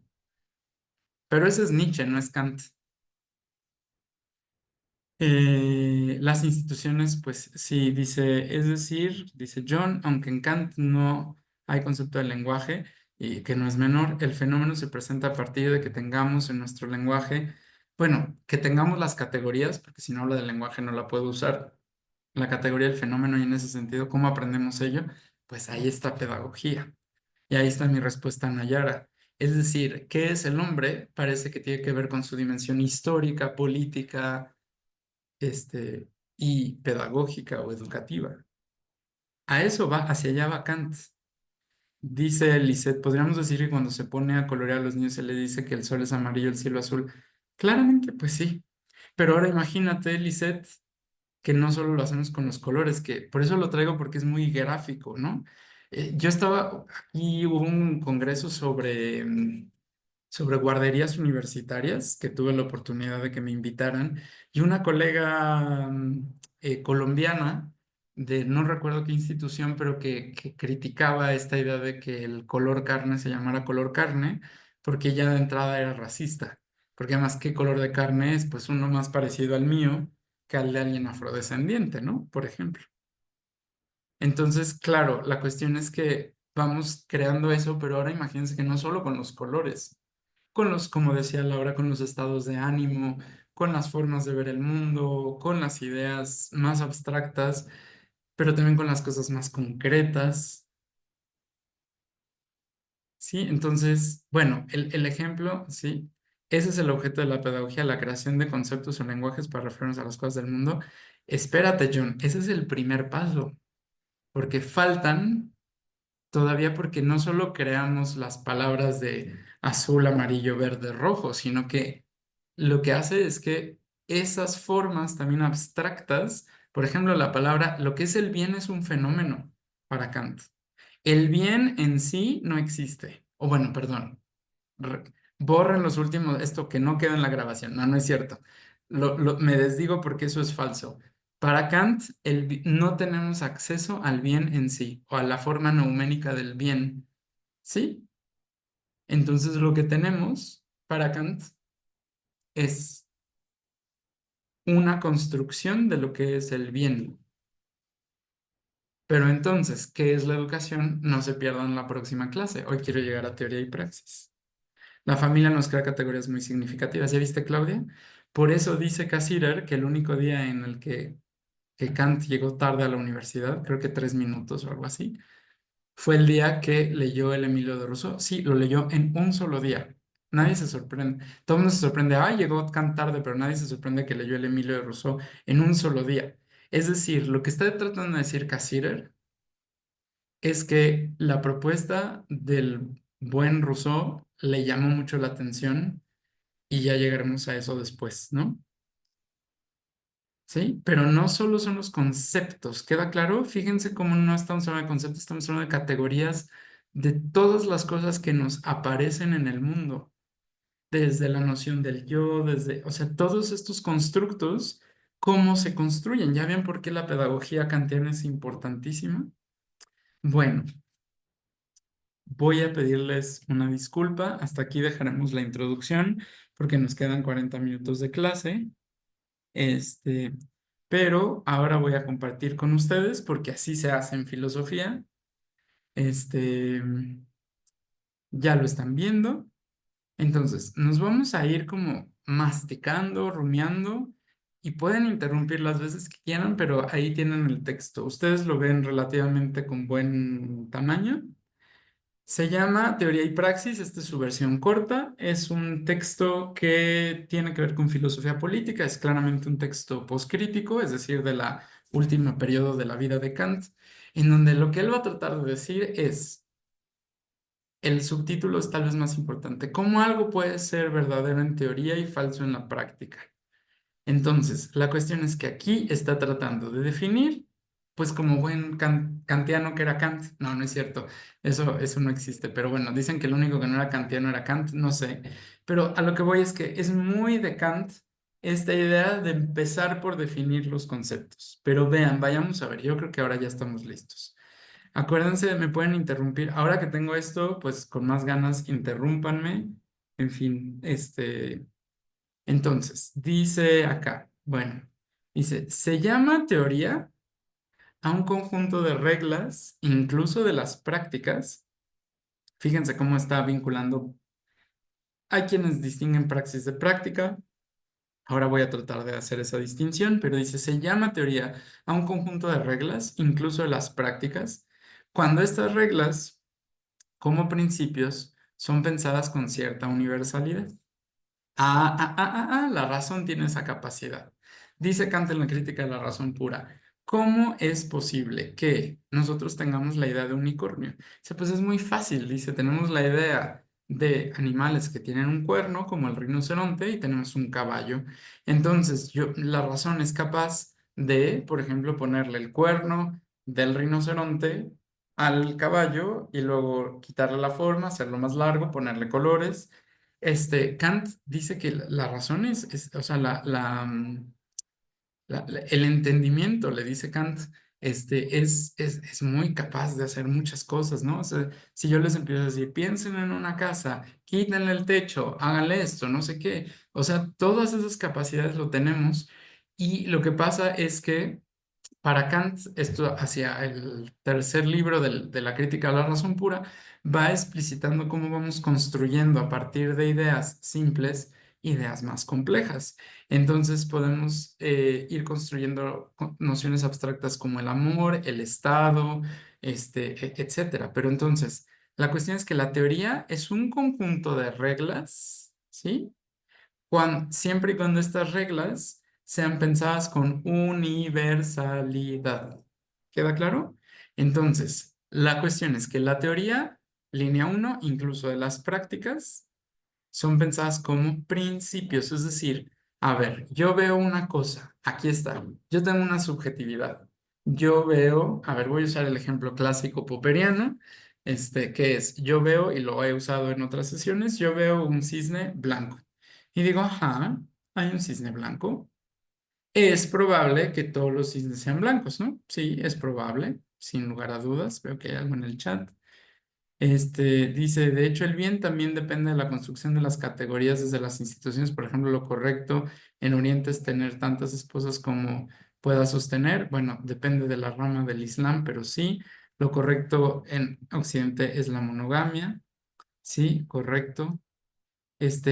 Luis, no estoy seguro, porque preguntas universalidad o epistemología, pero, pero bueno. Entonces, sigo con el texto. Sí, entonces yo veo otro cisne y entonces digo, mira, de dos cisnes, los dos han sido blancos. Veo un tercer cisne, entonces lo que yo empiezo a abstraer es la idea de cisne sin tener al cisne, pero yo necesité de mi experiencia con el cisne para poder hacer esa idea abstracta. Eso es la teoría. ¿Sí? Hasta aquí. Esa cierta, por eso ven que dice cierta universalidad, ¿no?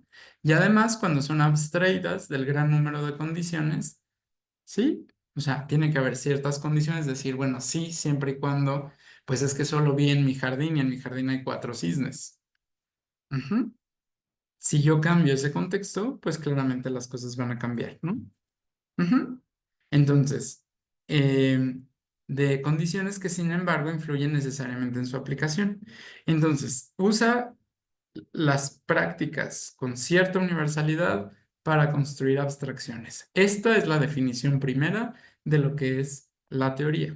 Entonces ya se vieron que es muy kantiano de su parte decir que no es que la teoría es algo que ya está dado, es algo que está acabado, es algo que está ahí en el mundo, no es algo que nos viene de otro mundo y que nosotros, no, no, no, no, no. Dice, en cambio, fíjense, no se llama práctica a cualquier manejo. Esta traducción, esa parte del manejo, me gustaría verla de otra manera, pero bueno, ahora la explicamos, sino solo a esa efectuación de un fin que es pensada como cumplimiento de ciertos principios de procedimiento representados en general. A ver, la cuestión es que la práctica es cualquier aplicación, pero no de cualquier cosa. ¿Sí? Es decir, a ver, si yo, miren, allá ustedes me tienen que creer, pero ya no voy a voltear la computadora. Pero, o sea, yo estoy viendo personas que pasan. Ellos, si yo les pregunto, oiga, ¿y usted por qué está caminando en ese sentido? Me van a decir algo, ¿sí? Ah, es que voy a tomar el autobús, es que voy a mi casa, voy a mi facultad, voy a esto, voy a aquello otro, ¿no? Pero fíjense, la cuestión es que la teoría es, diré, la práctica es cuando, perdón, voy a explicarlo como está aquí puesto. Es decir, la práctica solo es cuando se aplica una teoría con una incidencia clara. Sí, es decir, cuando yo digo, ah, esa idea la voy a llevar a la práctica. ¿Sí, sí soy claro? Entonces, lo que está diciendo aquí Kant es que la práctica es una aplicación concreta de la teoría en este mundo sobre cualquier cosa que yo tenga. Si ven, es un poco circular, pero creo que es genial esa misma circularidad.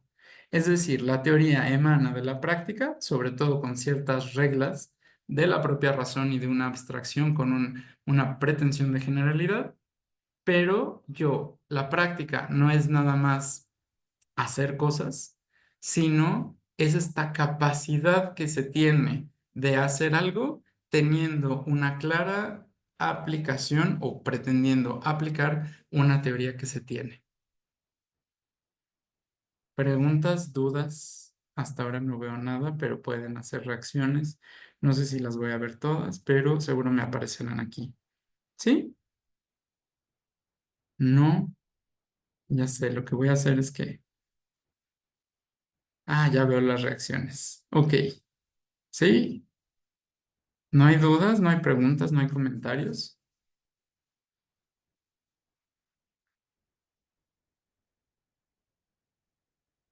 Estoy tomando agüita. Hay un mensaje. Mejor prefieres esperar. Muy bien. A ver, entonces, pues sigamos compartiendo y entonces podrán ver a partir de ahora, dice, sigue Kant, aunque la teoría puede ser todo lo completa que se quiera, ¿sí? Por más completa que se quiera una teoría, se exige también entre la teoría y la práctica un miembro intermediario que haga el enlace y el pasaje de una a la otra, ¿sí? Pues al concepto del entendimiento que contiene la regla, se tiene que añadir un acto de la facultad de juzgar por el que el práctico diferencie si el caso cae o no bajo la regla.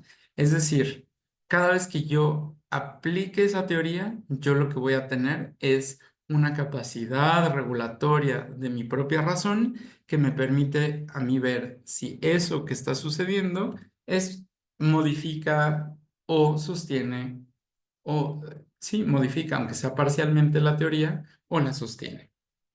¿Sí? Entonces, y como a la vez a la facultad de juzgar no siempre se le pueden proporcionar reglas por las que ella tuviera que guiarse en la subsunción, o sea, hagan de cuenta, pues esto iría al infinito, es decir, se está dando cuenta que no puedes regular ese acto de aplicar la teoría en la práctica.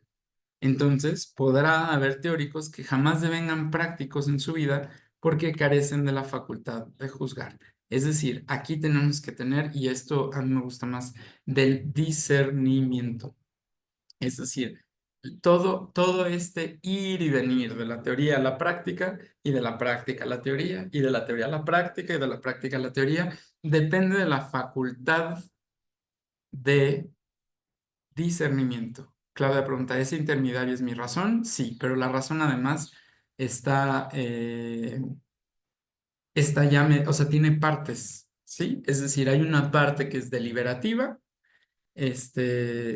y la reflexión, pregunta Nayara, la reflexión no es, es que para Kant en la crítica a la razón pura ha identificado muy bien, basado en Aristóteles, cómo nuestro entendimiento tiene diferentes,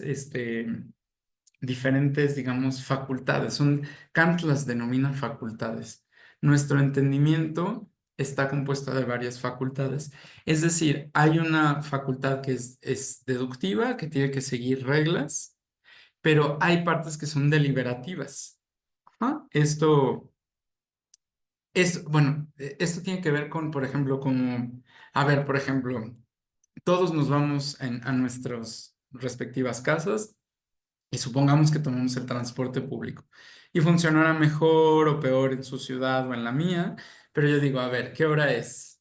¿Qué me conviene más? ¿Tomar el metro? En el caso de la Ciudad de México hay metro, en autobús, tomo un taxi. Entonces, por ejemplo, eso no es la facultad para Kant deductiva, en donde necesariamente de todos los hombres son mortales, hay un hombre que es Sócrates, Sócrates es un hombre, por lo tanto Sócrates es mortal.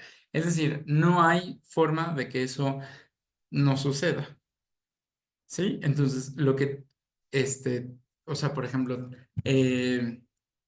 yo parto a ver, un ejemplo clásico. Ah, pues uno.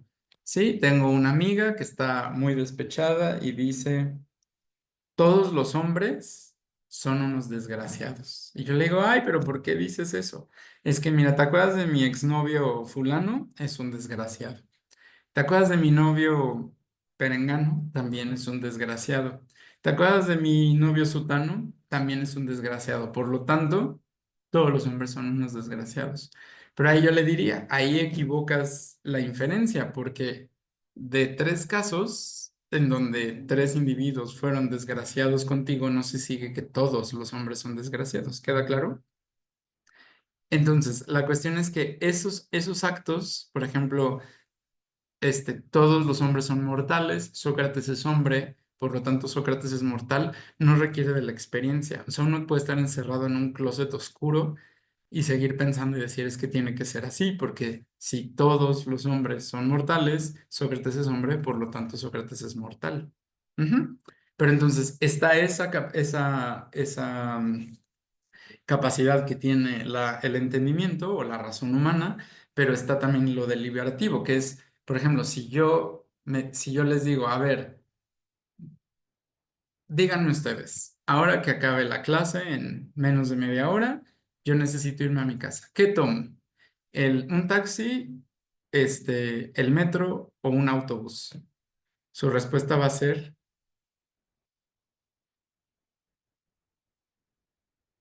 estoy esperando. Solo hay una respuesta posible. Lo que más le sirva. Exacto, en otras palabras, además de lo que dijo Diana, empieza con D. Ah, Martín, pero tú cómo sabes que es el bus. Depende. Exactamente, depende. Es que esa es la capacidad que tenemos para decir, no necesariamente es el bus, depende de la hora, depende de dónde esté, depende de muchos factores. Kant se da cuenta, bueno, ya lo dijo Aristóteles, esto es la famosa frónesis de Aristóteles, en donde esas cosas no es que yo diga, todos los hombres son mortales, Sócrates es hombre, entonces Sócrates es mortal, sino que yo llego y digo, o sea, mi mente, mi razón empieza a decir, por la hora, por mi experiencia previa, por esto, porque parece que escuché que hay un paro en el metro, tal vez el autobús haga más tiempo, pero no sé qué. Esa cuestión es otra de las facultades de la razón. ¿Sí? Exactamente. Todo lo que han puesto ahí todos ustedes depende. Entonces, esa facultad de la razón no, o sea, es otra que la función de la deducción, ¿no? Me están preguntando por cómo interviene otra persona.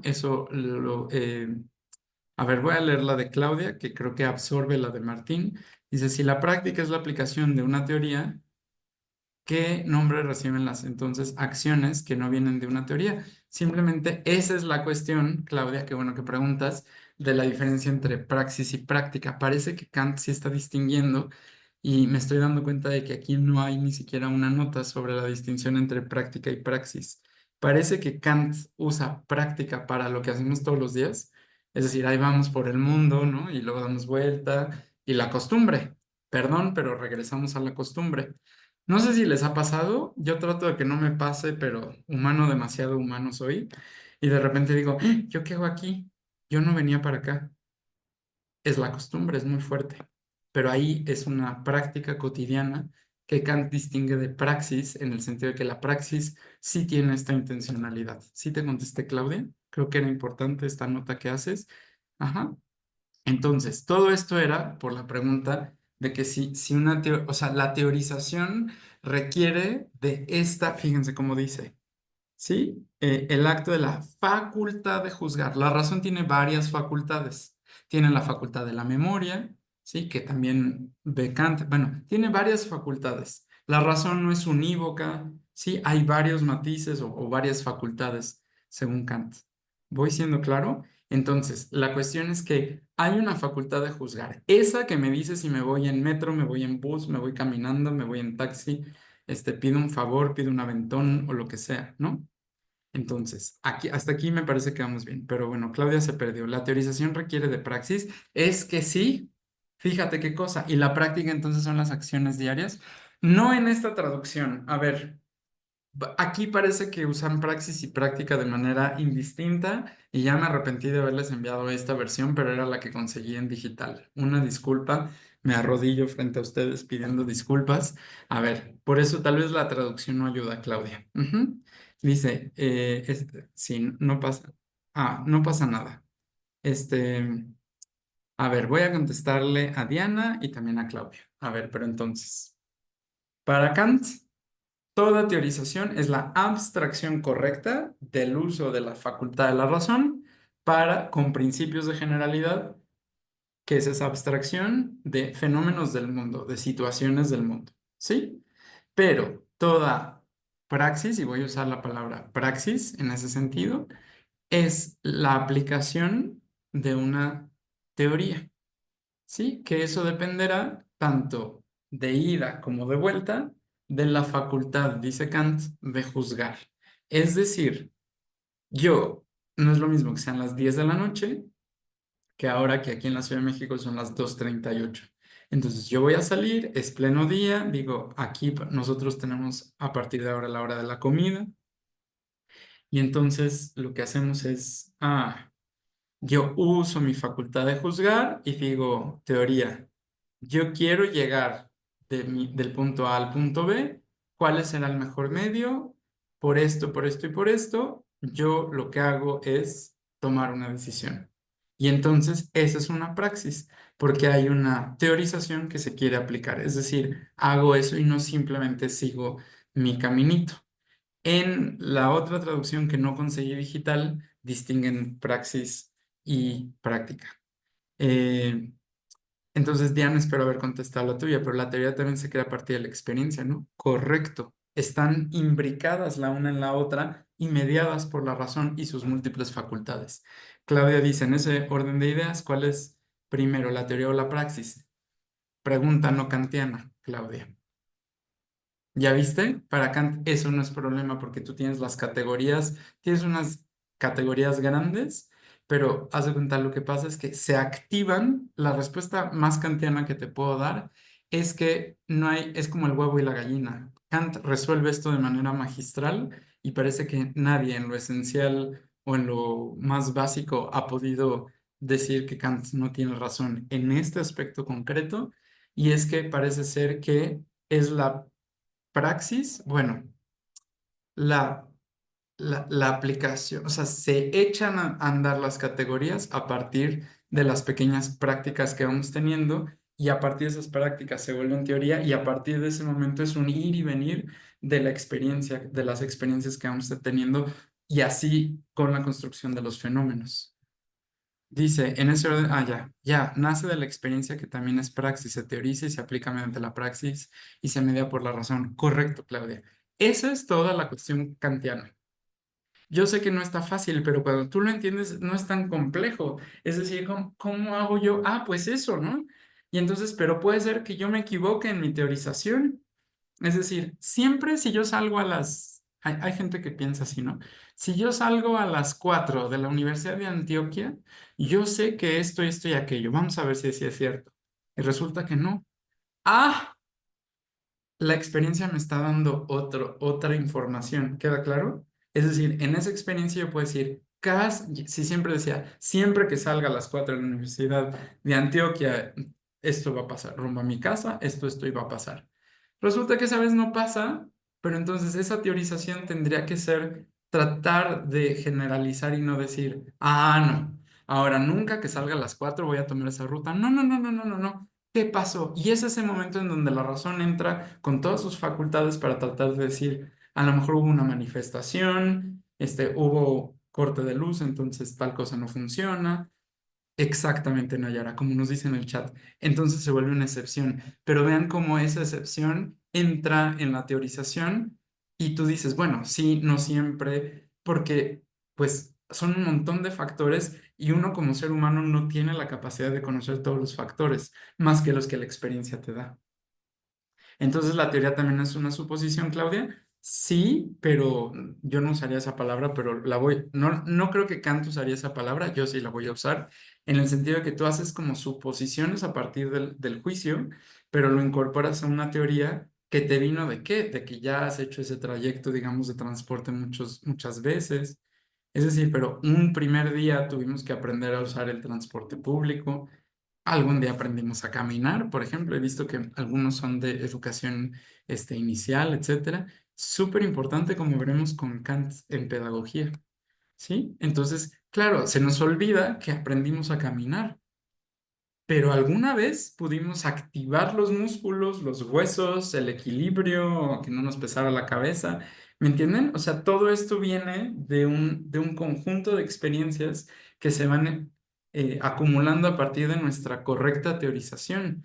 Pero lo que vamos a ver con Kant, y esto está en la crítica de la razón práctica, a veces no teorizamos, sino que simplemente estamos con las prácticas cotidianas. Es decir, cuando no interviene la teoría, pues lo que hacemos es, pues lo mismo de siempre. Yo siempre salgo a la misma hora, me pasa lo mismo. Lo que siento que Kant está criticando por el contexto de este propio texto es cómo de pronto el ser humano no se teoriza y es imposible. O sea, es imposible estar teorizando todo el tiempo. Es decir, a veces vamos en piloto automático, como se dice hoy en día, ¿no? Exactamente lo que dice Claudia, la mecanización de las acciones. Es decir, no podríamos estar pensando digo, a menos que fuéramos monjes budistas en donde hay toda una práctica medita. Yo sé que los mandé a una tradición más oriental que occidental, pero esta idea desde el budismo donde se puede tener, o incluso desde los epicúreos o los estoicos, ¿no? Como esta idea de darle un sentido a cada una de las cosas que estamos y no estar en el piloto automático todo el tiempo. Sí, o sea, claro, yo sé, ya hasta mi cuerpo camina solo, ¿no? Así, ya sé cómo, o sea, el cuerpo va solo, la mente, y entonces empieza esta parte de la razón, que es la elucubración, dice Kant. Aristóteles la llama la paranoia, para al lado de la nous, que es la parte como que concatena ideas con ella misma. Sí, entonces yo tengo que salir de aquí, tengo que ir al supermercado. Ay, mira qué bonitas flores, ¿en cuánto costarán? No, ahora no tengo dinero, no hay que esperar a ver cuándo depositan el cheque. El cheque, yo le debo dinero, ¿me entienden? Esa también es una facultad, pero parece que se prende esa facultad y ahí andamos como en automático y el cuerpo va en automático y la vida va en automático y lo que pasa es que lo que rige son las costumbres. Yo no soy tan estricto como Kant, pero bueno, Kant diría más bien que se tiene que tener como esa capacidad del uso de la razón para poder romper ese automatismo. ¿Sí? Que identifican muy bien. Dice Claudia, yo sé que esta traducción no tiene la diferenciación, pero ¿podría usted darnos esa diferenciación de praxis y práctica, por favor? Sí, en lo que nos dé tiempo de leer, sí. Diana, ¿las costumbres o el hábito se pueden equiparar? Yo creo que usando las categorías que se tenían en este momento son lo mismo, porque el hábito hace la costumbre, es decir, el hábito es como como la acción y la costumbre parecería ser que es lo que queda. Yo las uso como sinónimas.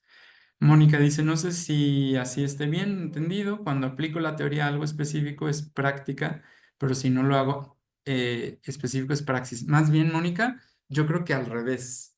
En cómo otra vez, no estamos leyendo el texto en alemán, tampoco es lo que yo pretendo, pero parece que los traductores de Kant sí notan una distinción entre, excepto este que les mandé, muy bien hecho por mí.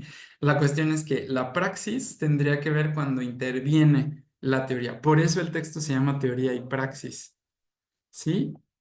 Entonces, la cuestión es que la práctica sería como la práctica cotidiana, que está cargada de costumbres, y la praxis es cuando ese momento en donde media la teoría dices, ¿qué hago? No, sí me arriesgo. O sea, uno siempre se puede equivocar, pero dices, no, dice, aunque venga más lleno y venga más apretado, me voy en metro porque es más rápido. Y uno se sube, pero ahí me dio una teoría porque hay una mediación de la razón y todas sus facultades, sobre todo, como dice aquí, de la facultad de juzgar y decir, por todos estos tomo una decisión y actúo, y entonces encamino mi cuerpo hacia el metro, y bueno, puede ser que me equivoque, y eso es muy kantiano. ¿Sí ven? ¿Sí ven que entonces la teoría no es algo dado, no es algo que está acabado, no es algo que lo elaboraron los dioses, ni mucho menos, sino que tiene que ver con esta capacidad de juzgar? Voy a tratar de usar praxis cuando considero lo que me acuerdo de este texto de la otra traducción. Pero bueno, tenemos poquitos minutos, dice, pero quiero avanzar, dice, pero incluso si existe esta disposición natural, ¿sí? A ver, entonces, estamos hablando de es que no leí lo último, disculpen ustedes. Y como a la vez la facultad de juzgar no siempre se le pueden proporcionar reglas, porque no hay reglas a veces por las que ella tuviera que guiarse en la subsunción. Subsumir es como asumir algo, por eso iría al infinito. Bueno, podría haber teóricos que jamás devengan prácticos en su vida porque carecen de la facultad de juzgar. O sea, yo también puedo tener las teorías más hermosas, pero si yo no tengo esa facultad de juzgar de cómo esas teorías se aplican, no sirve de nada. Por ejemplo, y ahí va la crítica kantiana, médicos o juristas que han hecho buenos estudios, pero que no saben cómo deben conducirse cuando tienen que dar un consejo. Esto es fantástico. O sea, y estos son los médicos y juristas que van a acabar siendo sustituidos por la inteligencia artificial. Si un abogado lo único que hace es llenar el mismo formato con diferentes nombres, diferentes casos, etcétera, no se está usando la capacidad de juzgar lo mismo que un médico. Discúlpenme que hable mal de los médicos, pero bueno, y de los juristas ya lo hace Kant. Bueno, yo no estoy hablando mal de nadie, estoy siguiendo el ejemplo de Kant. Hay médicos que lo que hacen no es entender una serie de síntomas, pero muchos médicos en la actualidad, no estoy diciendo que todos, pero muchos podrían simplemente recetar algo. Si usted encuentra, y ahí está la regla, si usted tiene fiebre, tiene dele tal medicamento. Y eso los vuelve casi que como una computadora donde yo pongo síntoma 1, síntoma 2, síntoma 3. Entonces, este es el resultado. Esos no son los médicos que tienen una capacidad de juzgar para Kant. Sí, o sea, o un abogado que no puede entender las situaciones complejas. Mira, en general esto se resuelve así, pero en tu caso esto es así, así, así. El médico que dice, sí, sí, todo eso está muy bien, podrían ser estas las circunstancias. Y un médico se puede equivocar, pero decir, pero aquí hay algo que no me cuadra, hay algo que no me cuadra, ese es un buen médico. Un jurista, un médico que duda, está usando su capacidad de eso, o sea, tiene teoría. Sí, siempre que las no sé cuántos, tal medicina se vasodilatan con no sé qué cosa. Entonces, dele esto, dele esto, dele esto, dele esto. Pero nos han mostrado que si no tienen esa capacidad de juicio, pues no están haciendo una praxis, sino una práctica. Sigo, pero incluso si existe esta disposición natural, puede ocurrir que haya un defecto en las premisas, es decir, en las formas de pensar lógicamente. Es decir, es posible que la teoría sea incompleta y que solo se complete mediante ensayos y experiencias todavía por hacer, por lo que el médico, al salir de la escuela, el agricultor o el financiero pueden y deben, no sé si es ahí es un énfasis o es un error, abstraer nuevas reglas a partir de esos ensayos y experiencias y completar su teoría. En este caso no es culpa de la teoría si esta es poca cosa para la práctica, sino de que hay poca teoría, la teoría que el hombre habría debido aprender a partir de la experiencia y que es la verdadera teoría, aunque aquel no fuese capaz de dársela por sí mismo ni exponerla sistemáticamente como un maestro, y que por tanto nada puede reclamar en nombre del médico teórico, del agricultor teórico, etcétera. Es decir, dice Claudia, la praxis viene del uso de la razón, pero viene del uso de la razón cuando se aplica una teoría.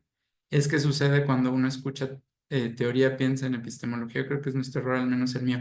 Bueno, es que Claudia, claro, epistemología hoy en día casi casi que es lo que sea, pero estamos hablando de un autor en un texto con un contexto específico, entonces nos ayuda para que yo no les empiece a decir, ¿qué es la experiencia en general? A ver, Kant dice esto y creo que atender a ese autor nos permite a nosotros tener esa capacidad como decir, o sea, la cuestión es que no hay teorías acabadas, ¿ya se dieron cuenta?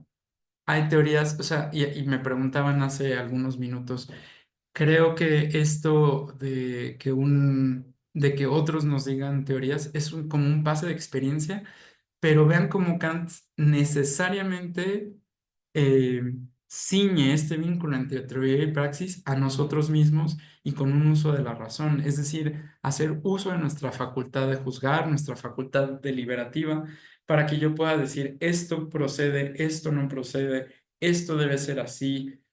Lo más probable es que sea eso. Y en Kant, por más que lo quieran ver, que Nietzsche le decía el filósofo perfecto, un poco burlándose de él, hay espacio para el error, para dejar esa posibilidad de que haya teorías que no están del todo complementadas, etcétera, etcétera, etcétera. Yo lo quiero dejar aquí y justo quiero abrir los últimos minutos por si hay dudas, comentarios. Adelante. No sé cuál Universidad de Antioquia es, no sé si es Laura, pero adelante. Sí, hola. Hola, profe Leonardo, ¿cómo está? Renato, pero todo bien. ¡Ey! Es que Leonardo. Sí, no te preocupes. Perdón, profe Renato. Profe, yo le quería preguntar si esa concepción de praxis de Kant es análoga o es en la misma línea que Aristóteles diferencia praxis de práctica, entendiendo la práctica como cualquier actividad que puede ser rutinaria, mecánica, y la praxis como esa práctica que más que una actividad rutinaria es una actividad intencionada, planificada y sabia. Pues quería saber si iban en la misma línea o hay una diferencia entre las conceptualizaciones de los dos. Y lo otro es que quería como hacer un énfasis como en este tema, eh, porque Kant plantea que el conocimiento parte de la experiencia, ¿cierto? Pero creo que también es enfático en plantear que si bien parte de la experiencia, el conocimiento no es la experiencia. Es decir, un poco traducido, operacionalizado, uno podría decir que a mí me haya, o con los ejemplos que retomaste, que a mí me haya pegado mi esposo una, dos, tres veces y también el novio y el amante y todos los que llegan, no significa que los hombres, todos los hombres son maltratadores, que eso sería como un conocimiento construido a partir de la experiencia. Es decir, la experiencia es un requisito para el conocimiento, pero la mera experiencia personal, lo que a mí me sucede, no es conocimiento. Kant dirá que lo que se necesita es, bueno, no sé si él dirá formación Bildung, porque entiendo que él no hablaba permanentemente de la Bildung o que no la conceptualiza, pero sí que requiere una elaboración que la experiencia no alcanza por sí sola, ¿cierto? Porque, como el comentario, porque es que a veces pensamos que la teoría es pura abstracción, pero abstracción no en el sentido de construir una teoría, sino abstracción en el sentido de que eso no tiene forma de operativizarse.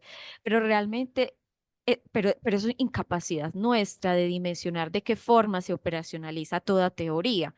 Y hoy en día es muy común decir, bueno, si a mí me pasó, y lo discutíamos con el propio Alexander en un seminario pasado, si a mí me pasó es verdad.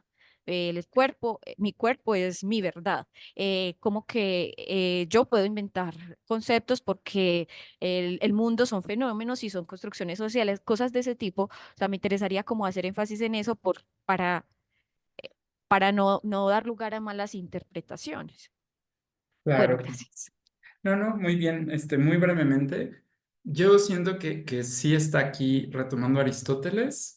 Dos, habría que ver cómo lo dice Aristóteles en griego y además tenemos todo el problema de que la biblioteca de Aristóteles se la comieron los gusanos, llegó no sé qué. O sea, ¿Qué dijo Aristóteles? Es un problema más grande, pero Kant está leyendo a Aristóteles. Sí, hacer como ese tejido más fino habría que ver, y yo no he leído nunca, bueno, esto está en los prolegómenos, en fin, hay que ir como tejiendo fino, en Aristóteles, sí.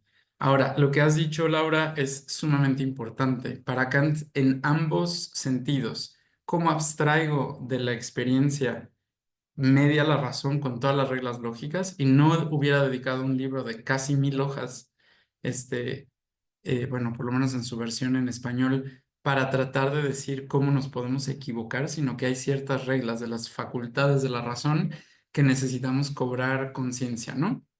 Para que no digas lo que me pasa a mí, lo puedo universalizar.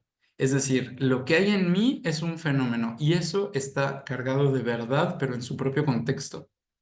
Es decir, ¿no? O sea, evidentemente ahí hay algo. O sea, y después de Kant, el fenómeno va a ser importantísimo para la fenomenología y como esto, por ejemplo, llega a la psicología, llámese psicoanálisis, llámese logoterapia, etcétera, en donde vean qué importante es cómo yo nombro el sujeto o el fenómeno y cómo la propia palabra tiene una capacidad terapéutica, pero digamos hasta ahí. Es decir, el límite de la verdad de mi experiencia tiene un cierto alcance, pero también en la vía, también en la otra vía. Cuando yo estoy aplicando una teoría, también hay reglas en donde están esas capacidades. Entonces, lo que siento que la posmodernidad, si tal cosa existe, es que se han borrado esas pequeñas reglas, porque claro, lo que le abre la puerta a Kant es a una subjetividad sin más, y lo último que hace es decir, cualquier subjetividad es válida y entonces que si yo digo que, pues porque ya sucedió en la Segunda Guerra Mundial, ¿no? Es decir, porque yo digo que los, no sé, los del pregrado en pedagogía somos mejores que los de la licenciatura, porque lo digo yo, tú no puedes decirme que yo estoy mal porque es mi verdad. Ojo con eso, la subjetividad es una cosa que se abre, o sea, por un lado, deja de haber universalismos, pero por el otro lado hay también toda una serie de regulaciones que nos ayuda para tratar de ver cómo esas subjetividades conviven, ¿sí? No porque yo diga que lo que sea, ¿no? Por decir algo, los de pregrado son mejor que los de licenciatura, necesariamente sea cierto, por eso la cuestión del contexto, ¿no?